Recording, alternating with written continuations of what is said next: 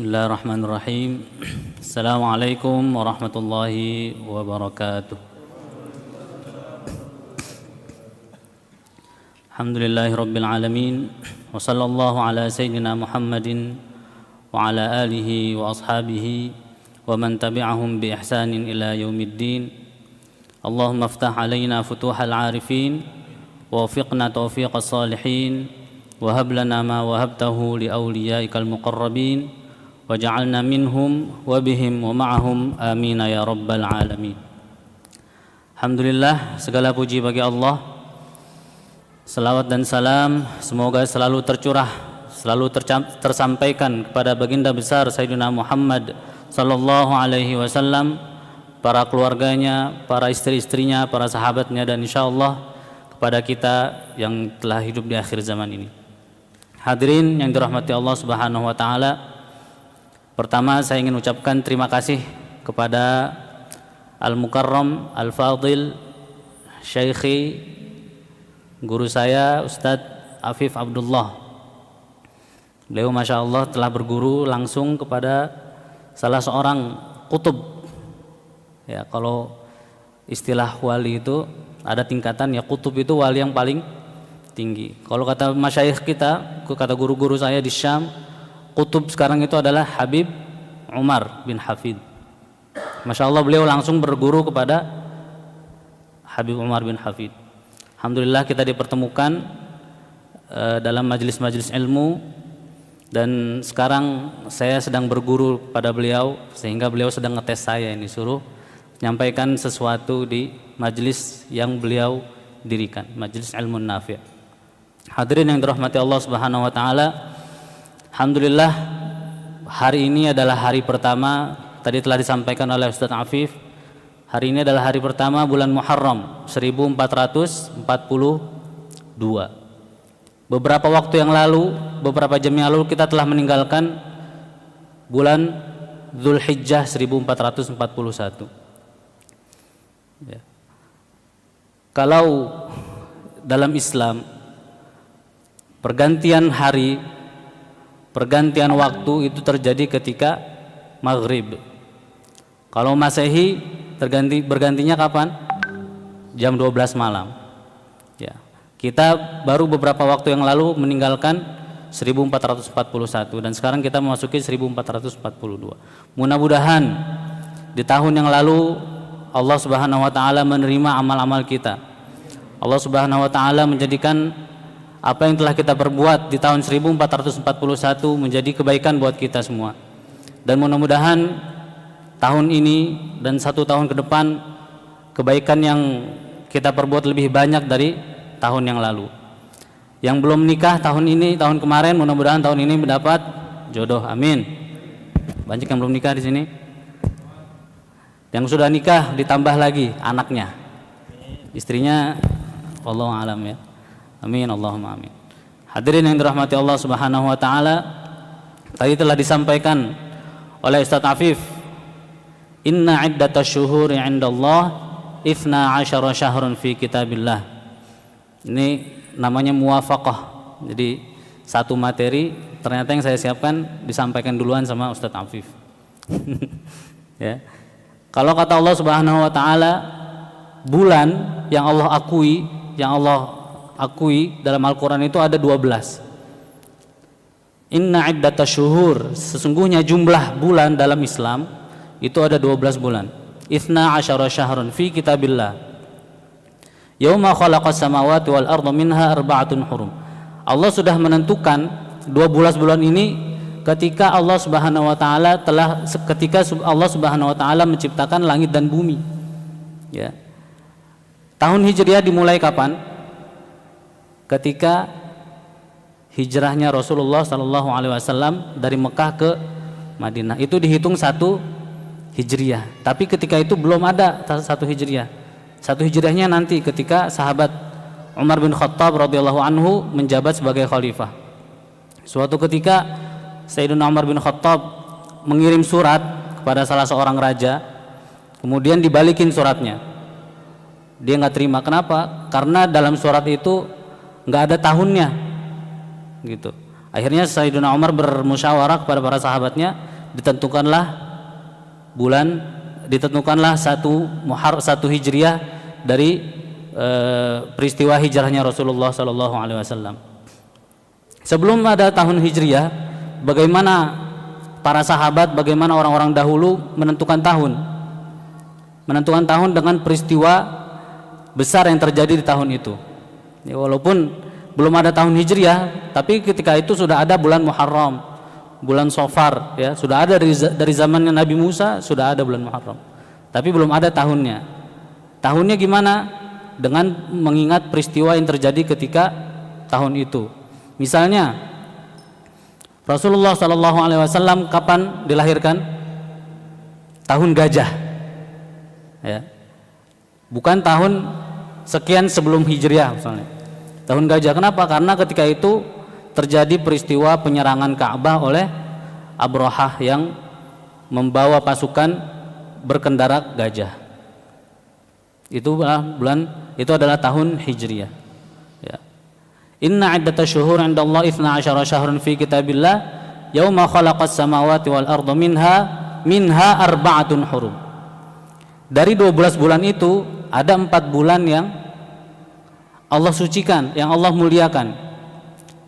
Minha arba'atun hurum. 4 bulan yang Allah muliakan apa? Salah satu mutawaliyah, 3 bulan berturut-turut. Tadi seperti yang disampaikan oleh Ustaz Afif.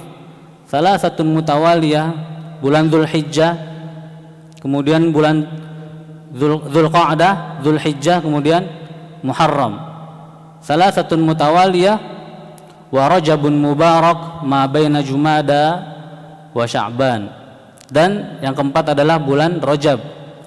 Bulan Rajab adalah bulan setelah bulan Jumadil Akhir, sebelum Jumadil Akhir dan setelah Jumadil Akhir sebelum bulan Sya'ban, bulan Rajab. Ya. Hadirin yang dirahmati Allah Subhanahu wa taala, dalam 4 bulan ini kita dilarang oleh Allah Subhanahu wa taala untuk menzalimi diri kita sendiri. Fala tazlimu fihin. Maka dalam 4 bulan ini janganlah kalian menzalimi diri kalian. Kata Allah Subhanahu wa taala dalam surat At-Taubah. Bagaimana menzaliminya? Dengan bermaksiat kepada Allah Subhanahu wa taala. Jangankan orang muslim, sebelum Islam datang, itu orang kafir dahulu, orang jahiliyah, orang Quraisy, ketika datang bulan Muharram, itu mereka punya kesepakatan tanpa tertulis. Tidak ada pembunuhan di bulan Hurum. Tidak ada berburu, tidak ada peperangan. Itu zaman jahiliyah sebelum datangnya Islam. Kemudian ketika datang Islam dikuatkan oleh Rasulullah sallallahu alaihi wasallam bahwa ini ditetapkan bulan Muharram, bulan Dzulhijjah, bulan Dzulqa'dah, bulan Rajab tidak ada peperangan, tidak boleh memburu, tidak boleh membunuh binatang. Ya, kalau zaman dulu ketika di Madinah tidak boleh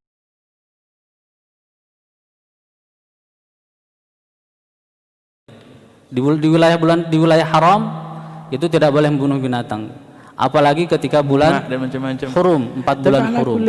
Jemaah sekalian, ulama-ulama kita juga. Kemudian bahwa ini telah masuk bulan Muharram. Bulan Muharram adalah bulan yang dimuliakan oleh Allah Subhanahu wa taala. Syahrullah al-Muharram. Ada yang bilang jangan sebut bulan Muharram, tapi bilang al-Muharram. Ya, kenapa? Karena al di sini ta'rif. Kalau kita bilang Muharram, bulan yang diharamkan, bisa dibilang seperti itu. Minum khamr hukumnya apa? Haram. Khamr Muharram gitu. Atau bisa diartikan, bisa bahasanya ada 2 artian gitu. Cuma sebagian ulama mengatakan seperti itu. Jangan sebut Muharram tapi Al-Muharram. Kenapa bulan Muharram ini Allah Subhanahu wa taala jadikan sebagai bulan yang mulia? Ya. Dari sekian bulan, dari 4 bulan atau dari 12 bulan yang dinamakan Syahrullah itu Muharram. Kenapa? Karena di bulan Muharram ini ya terjadi banyak peristiwa penting. Hampir seluruh nabi atau rasul itu ada kaitannya dengan bulan Muharram. Misalnya Sayyiduna Adam alaihi salam, beliau ketika diciptakan Allah Subhanahu wa taala, di mana diciptakan? Diciptakan di surga. Kemudian beliau merasa kesepian, diciptakan kemudian kekasihnya Hawa. Allah berikan segala kenikmatan yang ada di surga, apa aja yang diinginkan Nabi Adam ada dalam surga. Kemudian datang iblis. Kata Allah, kamu nikmati apa aja yang ada di surga kecuali satu. Kamu jangan dekati sebuah pohon gitu. Ketika syaitan menggoda Nabi Adam untuk memakan pohon itu, syaitan bilang itu adalah pohon khuldi. Jadi yang memberi nama itu pohon khuldi bukan Allah Subhanahu wa taala, tapi syaitan gitu. Makanya dikenal dengan pohon khuldi atau buah khuldi. Kenapa? Karena itulah yang diiming-imingi syaitan kepada Nabi Adam. Akhirnya setelah diiming-imingi, Nabi Adam makan pohon itu, makan buah dari pohon itu, Allah marah, kemudian Allah turunkan Nabi Adam ke bumi. Setelah sampai di bumi, Nabi Adam baru menyadari bahwa dia telah melakukan kesalahan. Akhirnya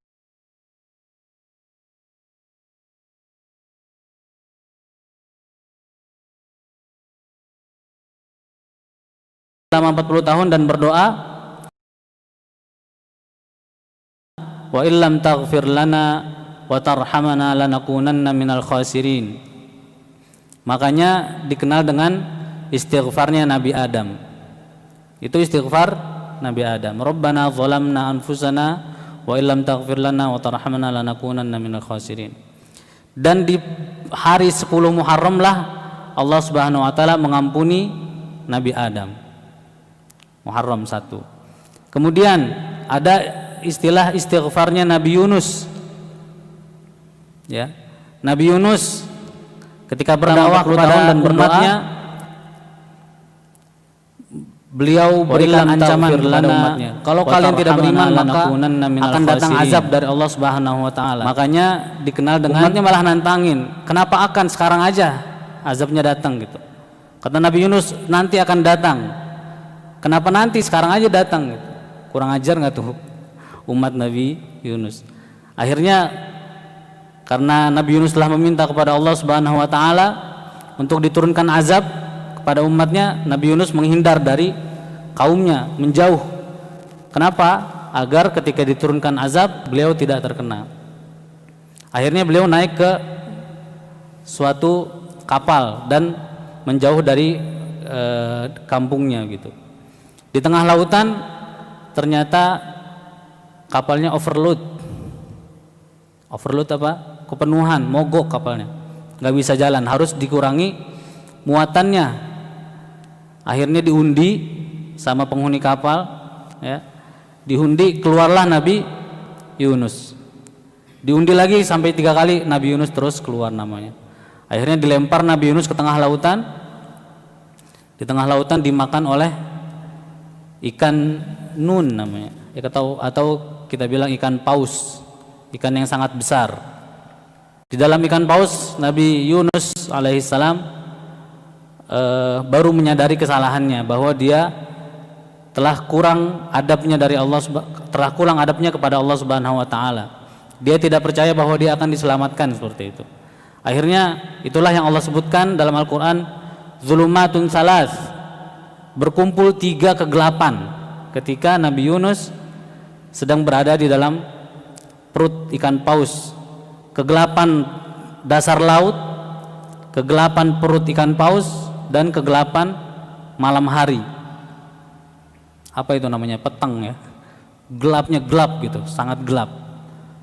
Di dalam ikan paus itulah Nabi Yunus alaihissalam berdoa kepada Allah Subhanahu wa taala. Apa istighfar Nabi Yunus?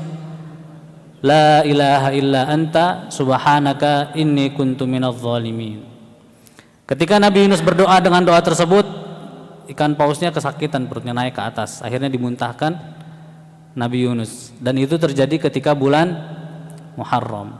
Makanya salah satu amalan yang dianjurkan, yang sangat dianjurkan di bulan Muharram adalah banyak-banyak beristighfar, bertaubat kepada Allah Subhanahu wa taala. Kemudian amalan yang bagus juga dilakukan seperti yang tadi disampaikan oleh Ustaz Afif adalah berpuasa. Afdhalus siyam ba'da Ramadan shaum syahrullah al-muharram. Sebaik-baiknya siam, sebaik-baiknya puasa setelah puasa Ramadan adalah puasa di bulan Muharram. Di bulan Muharram kita puasa nggak butuh lihat waktu. Mau hari Senin, hari Selasa, hari Rabu bebas kita puasa. Bahkan kalau ada yang ingin puasa 1 bulan penuh itu bagus. Ya. Para sahabat pernah bertanya kepada Rasulullah, puasa apa yang lebih afdol setelah bulan Ramadan untuk dipuasakan sebulan penuh? Kata Rasulullah SAW, puasalah ketika bulan Muharram. Kalau tidak mampu 1 bulan penuh, maka ada 3 hari yang paling utama di bulan Muharram, yaitu Tasu'a, Asyura, dan 11 Muharram. Kalau tidak mampu 9 dan 10. Kalau nggak mampu juga 1 hari aja 10. Ya. Kalau nggak mampu juga ya nggak usah puasa.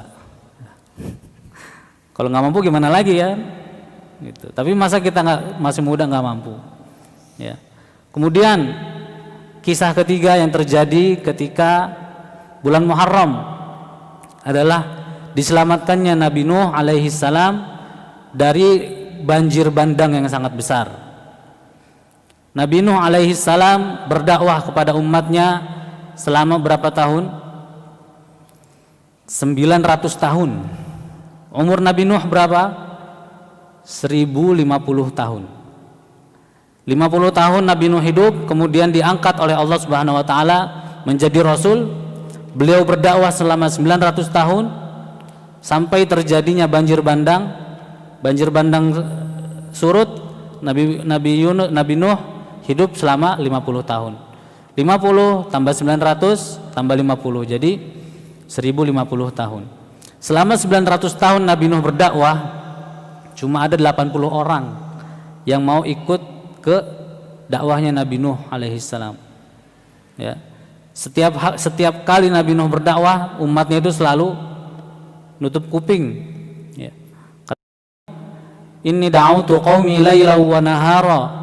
Aku telah berdakwah kepada umatku siang dan malam. Falam yazidhum du'ai illa firara. Mereka semua tidak ada yang menjawab doa-doaku, ajakan-ajakanku, kecuali mereka malah kabur. Gitu. Bayangkan 900 tahun cuma 80 orang. Setiap 10 tahun hitungannya berarti 1 orang doang. Ya, mungkin kalau kita jadi Nabi Nuh, kita udah pensiun kali. Ya. Nggak ada yang mau 900 tahun, 10 tahun sekali 1 orang. Kiai bikin pesantren 10 tahun muridnya 1 orang, santri 1 orang, tutup pesantrennya. Orang bikin partai 10 tahun, yang nyoblos 1 orang bubar partainya. Tapi Nabi Nuh alaihissalam sabar, makanya dibilang ulul azmi, ya, Rasul yang mempunyai tekad yang sangat kuat. Tapi namanya manusia, akhirnya Nabi Nuh alaihissalam minta kepada Allah, ya Allah, jangan sisakan orang kafir di bumi, walau 1 orang. Walaupun anak-anaknya gitu. Kenapa? Karena jika engkau sisakan, maka dia akan mengajak orang lain kepada kemusyrikan. Akhirnya Allah Subhanahu wa taala perintahkan Nabi Nuh untuk membuat kapal. Membuat kapal di tengah hutan ketika itu. Kaumnya Nabi Nuh malah makin mengejek Nabi Nuh, ini kok udah ngajak gak jelas, sekarang malah bikin kapal. Akhirnya setelah kapalnya jadi, orang-orang kaumnya Nabi Nuh itu datang ke kapalnya. Apa yang dilakukan? Mereka buang najis di situ. Jadi menghinakan perbuatan Nabi Nuh. Kapalnya hampir jadi, mereka buang najis. Setiap orang ingin buang najis, datang ke kapalnya Nabi Nuh.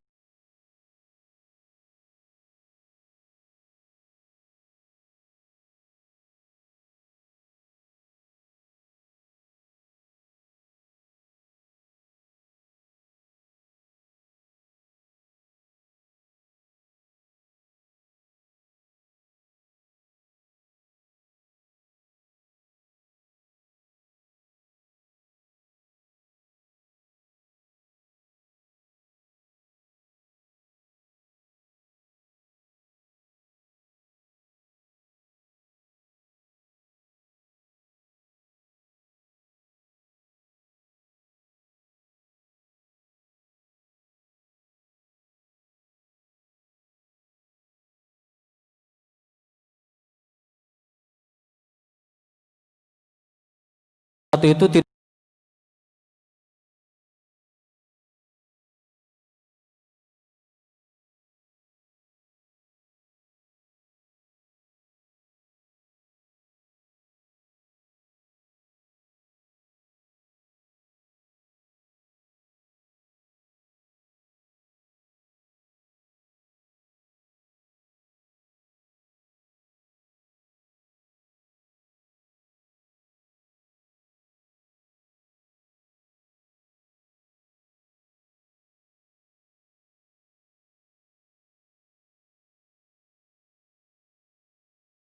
kata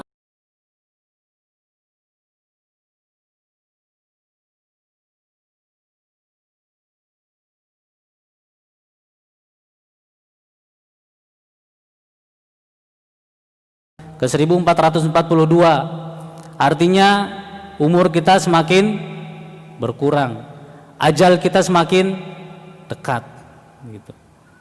Makanya kata Sayyidina Umar, hasibu anfusakum qabla an tuhasabu. Evaluasilah diri kalian, ya, hitung-hitunglah kebaikan-kebaikan atau keburukan-keburukan yang telah kalian perbuat sebelum kalian dihadapkan kepada Allah Subhanahu wa ta'ala. Kita masing-masing satu persatu itu akan berhadapan dengan Allah. Laisa bainahu wa bainahu hajibun wala tarjuman.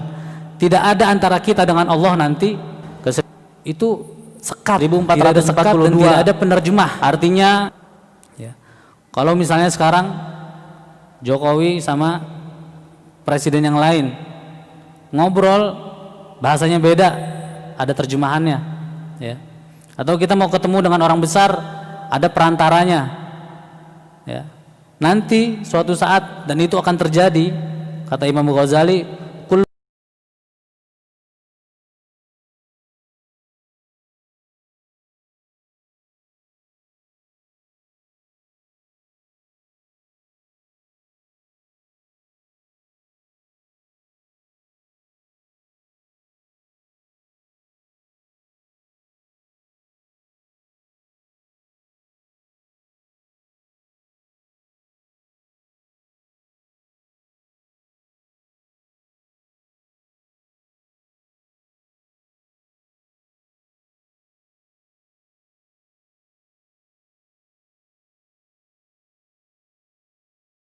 aku menyesali suatu hari yang di hari itu tenggelam matahari dan berkurang umurku, tapi amalku tidak nambah. Ya. Sayyidina Abdullah bin Mas'ud, sahabat yang dekat dengan Rasulullah, dia bermuhasabah, dia mengevaluasi dirinya setiap hari. Ya. Nah, kita di bulan Muharram ini, di awal tahun, itu adalah momen yang tepat untuk kita bermuhasabah diri, berevaluasi diri. Apakah tahun kemarin sholat kita sudah benar? Apakah tahun kemarin kita sudah banyak bersilaturahim kepada teman-teman kita, kepada saudara-saudara kita ya. Makanya kata Imam Sya'rani, kalau ada orang ingin meminta umur yang panjang, kita sering kan meminta, ya Allah panjangkanlah umurku. Kata Imam Sya'rani, kalau orang ingin minta umur panjang, makanya dia mikir dulu, kalau umurnya panjang apakah nambah tuh amal baiknya? Kalau umurnya dikasih panjang sama Allah, apakah sholatnya jadi benar? Apa malas sebaliknya gitu ya. Kalau kita yakin umur kita panjang dalam ketaatan kepada Allah, maka alhamdulillah kita berdoa. Cuma kalau kita nggak yakin, jangan sampai kalau dia masih maksiat sama Allah, kemudian dia minta doa dipanjangkan umurnya, setiap tahun dia berarti sedang menggali kedalaman api neraka ya. Kata Rasulullah SAW juga, man kana yaumuhu khairun min amsihi fahuwa muflih, wa man kana yaumuhu ka amsihi fahuwa khasir, wa man kana yaumuhu syarrun min amsihi fahuwa mal'un. Siapa yang hari ini lebih baik dari hari kemarin, maka dia adalah orang yang beruntung. Siapa yang hari ini sama seperti hari kemarin, maka dia adalah orang yang merugi. Sama aja masih merugi. Nauzubillah kalau sampai hari ini lebih buruk dari hari kemarin. Sampai jam berapa Ustaz? Udah kelewatan. Sedikit lagi ya. Itulah momen awal tahun ini kita jadikan sebagai muhasabah. Sayyidina Umar bin Khattab radhiyallahu anhu pernah berkata, ada yang bilang ini hadisnya mauquf kepada Sayyidina Umar. Jadi ini adalah perkataan Sayyidina Umar. Ada yang bilang hadis ini marfu', pernah dikatakan oleh Rasulullah SAW. Kata Sayyidina Umar, 5 golongan yang sudah dipastikan akan masuk surga. Ya. Kata Sayyidina Umar, saya kalau tidak takut dikira mengetahui yang gaib, dia ingin bersaksi bahwa 5 golongan ini dia akan masuk surga mereka. Yang pertama, al-faqir sahibul iyal. Orang fakir, orang miskin tapi keluarganya banyak. Orang miskin tapi dia punya anak banyak. Penghasilannya 1 juta per bulan tapi dia punya anak 6. Artinya dia telah bertawakal pada Allah Subhanahu wa taala. Ya. Yang kedua, golongan yang kedua, al-mar'atu ar-radhi anha zawjuha. Ini ada ibu-ibu ya di belakang ya. Akhwat. Golongan kedua itu adalah al-mar'atu, seorang perempuan yang suaminya itu ridho kepadanya. Itu kata Sayyidina Umar, itu udah dijamin masuk surga. Makanya kata Imam Al-Haddad, perempuan itu lebih gampang masuk surga daripada laki-laki. Perempuan masuk surga cuma 4 langkah. Yang pertama, ayyuma imra'atin shallat khamsaha, dia sholat 5 waktu. Wa shoma syahraha, dia puasa. Wa hafizat farjaha, dia menjaga kehormatannya. Yang keempat, ata'at zaujaha, dia patuh kepada suaminya. Dakhalat jannata rabbiha, dia pasti masuk surga. Tapi kenyataannya bagaimana? Kenyataannya di neraka lebih banyak perempuannya. Makanya untuk istri-istri kita yang sudah beristri atau yang punya adik perempuan sudah menikah, ingatkan bahwa jalan mereka masuk surga itu sangat mudah. Kata Imam Haddad cuma 4 langkah doang. Dia sholat 5 waktu yang benar, kemudian dia puasa, kemudian dia menjaga kehormatannya. Ya, ini yang susah bagi orang perempuan. Sekarang kalau kita jalan ke mall, jalan kemana aja, kita hitung perbandingan yang pakai kerudung sama yang nggak pakai kerudung, banyak mana? 1 banding berapa? Ya, makanya kebanyakan perempuan yang ada di neraka. Atau zaujaha, dia patuh sama suaminya. Itu adalah kunci surga bagi perempuan. Kalau orang laki banyak kunci surganya, susah. Dia harus cari nafkah. Cari nafkah itu urusannya sama halal haram, sama syubhat. Dia tanggung jawab kepada anak-anaknya, tanggung jawab kepada keluarganya, tanggung jawab kepada apa yang ada di belakangnya. Kalau dia sebagai presiden, tanggung jawab presiden. Dia sebagai ustadz, tanggung jawab sama murid-muridnya. Ya. Kalau perempuan cuma 4 doang. Kemudian kata Sayyidina Umar, al-mutasaddaqatu bimahriha ala zawjiha. Nah, perempuan lagi nih, golongan ketiga, perempuan yang menjadikan maharnya itu ringan. Kenapa? Agar laki-laki gampang nikahinnya. Ya. Kalau maharnya tinggi, laki-laki susah nikahin, yang terjadi apa? Banyak perzinahan. Ya. Yang keempat, ar-radhi anha walidayhi. Orang kedua orang tuanya itu ridho. Dan yang kelima, at-taibu minadz dzunub. Ya. Orang yang selalu bertaubat kepada Allah Subhanahu wa taala. 5 golongan. Ya. Ini bisa menjadi tolak ukur kita 1 tahun ke depan. Mudah-mudahan 1 tahun ke depan kita bisa menjadi orang yang, kalau kita perempuan yang di belakang, carilah keridhaan suami. Kalau kita sebagai anak laki-laki, cari keridhaan orang tua kita. Kemudian kita banyak-banyak beristighfar, ya, agar kita bisa diberikan keselamatan oleh Allah Subhanahu wa taala ketika kita menghadap kepada Allah Subhanahu wa taala di hari kiamat nanti. Itu saja yang dapat saya sampaikan, sepertinya sudah terlewat jauh waktunya. Mohon maaf jika ada kesalahan. Ya, terima kasih atas waktunya. Billahi taufiq wal hidayah. Assalamualaikum warahmatullahi wabarakatuh.